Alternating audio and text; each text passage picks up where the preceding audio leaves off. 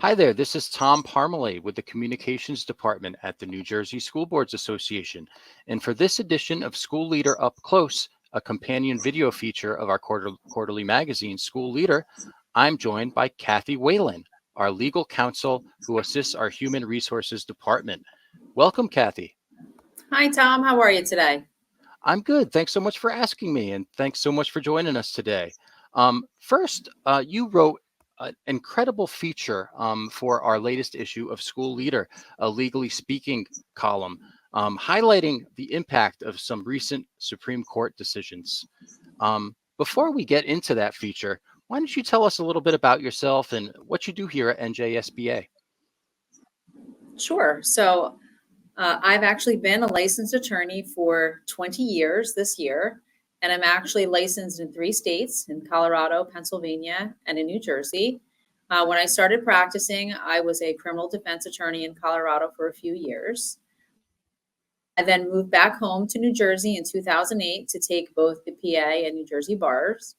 And while I was here, I initially worked in a union side labor law firm, and then transitioned to a law firm in South Jersey that represented boards of education throughout the state of New Jersey. After being there for a few years, I then transitioned to the Department of Education and was there for almost a decade and held various titles and positions, including as the Office of the Director of School Ethics. And about a year ago, I made the jump here to New Jersey School Boards. And as you said, I serve as legal counsel and assist with human resources. Well, we are so happy to have you here on our team. And, I love reading the articles you write for School Board Notes on the school ethics decisions. And I also really enjoyed your recent article that you wrote for School Leader. Now, in that article, you focused on 3 recent U.S. Supreme Court decisions, 2 of which were related in the sense that they both involved matters regarding the issue of state action and social media accounts. Can you tell us a little bit more about those cases? Yeah, so if you read the school board notes articles, there's a lot of cases about social media and social media activity and potential violations of the School Ethics Act by various school officials. But these 2 cases are a little bit different. So there's 2 companion cases, both of which the United States Supreme Court granted cert for. And cert was granted because of the conflicting tests that applied in different circuits. So just to go over very briefly the facts from the case. So Linky is actually a case from the 6th Circuit. So in that case, Mr. Freed was a public employee. He was actually a city manager for the city of Port Huron in Michigan. And before that, he was, like most people, a college student who had his own private personal Facebook page. And when he neared that 5,000 member limit, he converted his page to a public page. So it was no longer private. And then after that time, he was eventually promoted to this position with the city of Port Huron. And on his page, he mostly posted about his personal life, posted pictures of his family, of his kids, of his dog. But he did also post about his work and sometimes did solicit feedback from constituents about things that were and were not working within the city. Then, as we are all well too familiar, the COVID-19 pandemic happened. And he continued to use his his Facebook page, which again was a public Facebook page, to talk to people about things that were happening in and around the city regarding COVID. But he also did use and continued to use that Facebook page to post mostly about his family and his personal life. Nonetheless, after one particular post, a member of the public had something negative to say in response to a post, which criticized him and the things that he was doing. So Mr. Freed actually initially blocked his comments on the social media page, and then eventually he blocked him altogether. So Linky filed a lawsuit against Mr. Freed pursuant to Section 1983. And so a Section 1983 claim can be asserted against any person who, under color of any statute, ordinance, regulation, custom, or usage of any state, deprives another of a federal, constitutional, or statutory right. In order to be a viable claim, the act must be attributable to the state and not to the private person. So in this case, we'll talk about in the next case, the issue was really in what capacity was Mr. Freed acting when he initially blocked the comments and then blocked Mr. Linke from his Facebook page. So the other case, which again is a companion case, is the O'Connor matter, and that's from the Ninth Circuit. So in that case, there are two trustees, Michelle O'Connor Radcliffe and TJ Zane. Again, they were both trustees of a school district in California. They started Facebook pages for their campaigns for their service on the Board of Education. So after they won, they continued to use those campaign pages to talk to members of the district about issues concerning the school. And it was really the only Facebook page they had that they used for this purpose. They both separately had personal Facebook pages, but this one was dedicated exclusively initially to their campaign and then to their involvement in the school district and on the Board of Education after they successfully won their seats on the board. So as in the other matter, as in Linke, in this particular case, there were members of the community who had negative comments about the posts that were on their respective Facebook pages. And they actually often and repeatedly did this. They posted long and lengthy messages criticizing these two particular trustees about their work. So they each separately blocked the comments. And then, excuse me, they also blocked them, the constituents.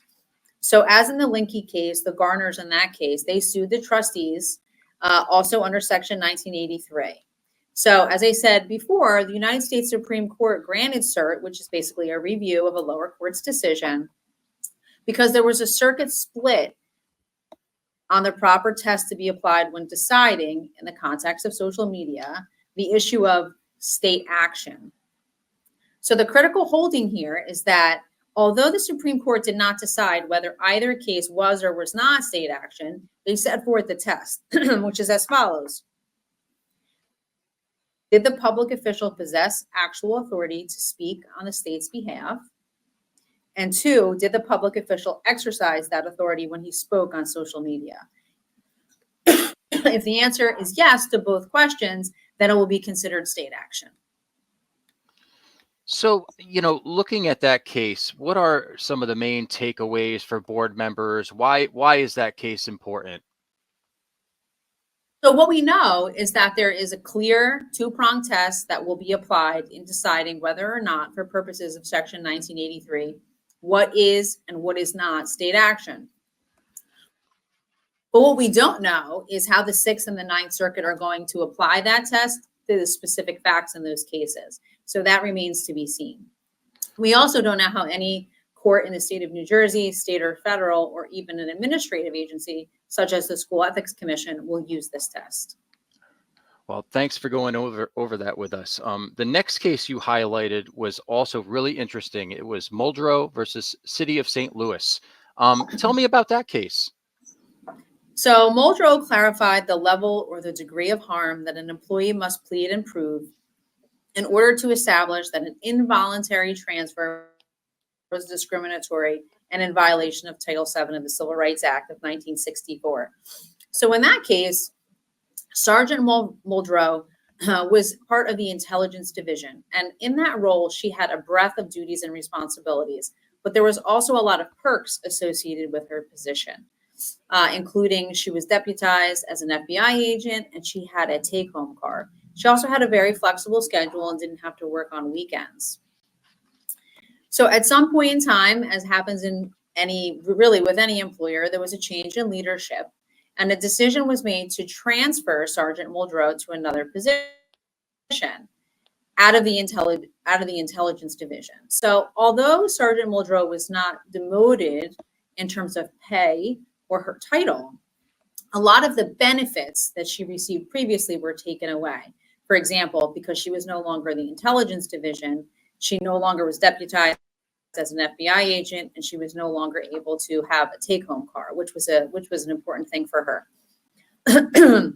So because she objected and believed that the involuntary transfer was discriminatory, she filed a Title VII suit challenging that transfer and asserted that she was being discriminated against based on her sex.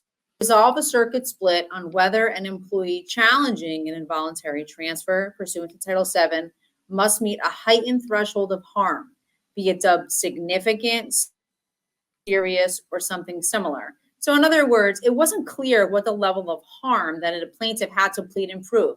Did they have to show that the harm they suffered was substantial? Was it serious? Was it more than de minimis? So the Supreme Court granted cert to resolve that issue. So ultimately, in this case, the Supreme Court said that in order to establish a Title VII discrimination claim for an involuntary transfer, an employee must show only that the transfer brought about some harm with respect to an identifiable term or condition of employment, but that harm need not be significant or satisfy a significance test. So this is a big deal. The holding was only some harm. According to the court, Sergeant Muldrow only needs to show that the transfer left her worse off, but need not have left her significantly so. Wow. Those are some really fascinating cases. And for those of you who are watching, you can read all about it and, review the findings and so forth in our latest edition of School Leader. What a great article you wrote, Kathy. Thanks so much for joining me today. I know you're so busy, so thank you so much. Thanks for having me.